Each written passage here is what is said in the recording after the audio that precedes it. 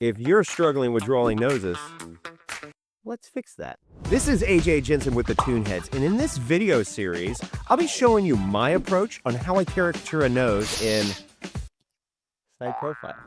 I quickly understood that once I was able to draw a quick and detailed nose at a side profile, different angles like 3/4 and frontal view became far more easier to comprehend. And I believe the reason for this is the side profile view helps you understand key aspects of the nose, like understanding the general abstraction of the nose, finding the general shape, direction, protrusion, and breaking the nose down into sections based on its anatomy.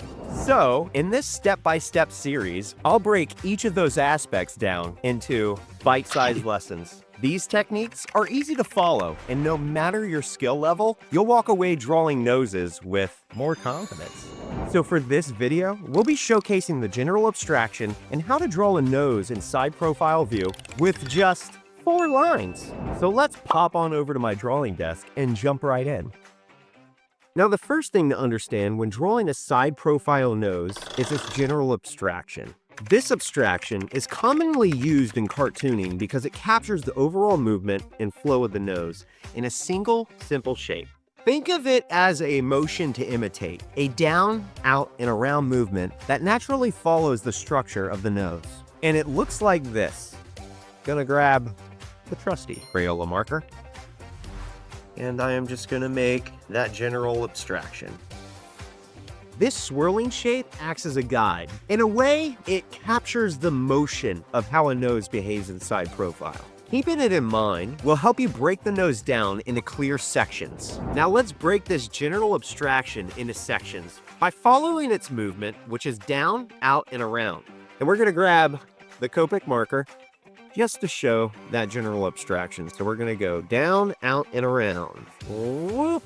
Kind of looks like a 6. So let's grab our Crayola marker again, and then we're gonna go ahead and break this up into sections. First, we're gonna do the bridge by following this shape. Bridge, I'll do a pretty quick line for that. And then I'm gonna do the bulb. And when I do the bulb, I do a thin to thick line to show dimension. So we're gonna do that. Then, a quick line for the nostril. Keep it simple. Finally, swirl a line up and around for the wing of the nose.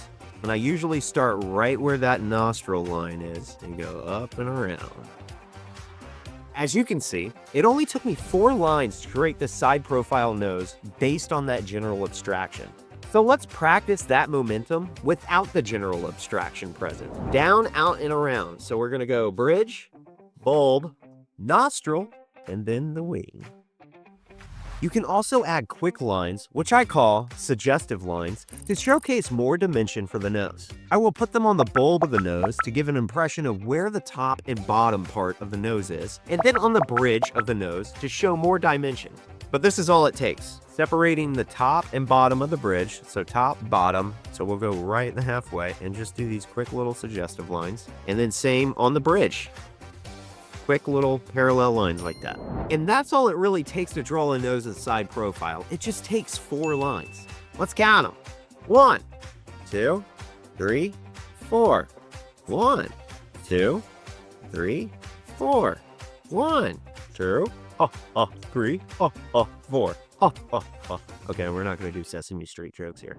And once you fill up 2 to 3 pages of side profile noses in just 4 lines, I can promise you that you'll feel more confident on how it turns out.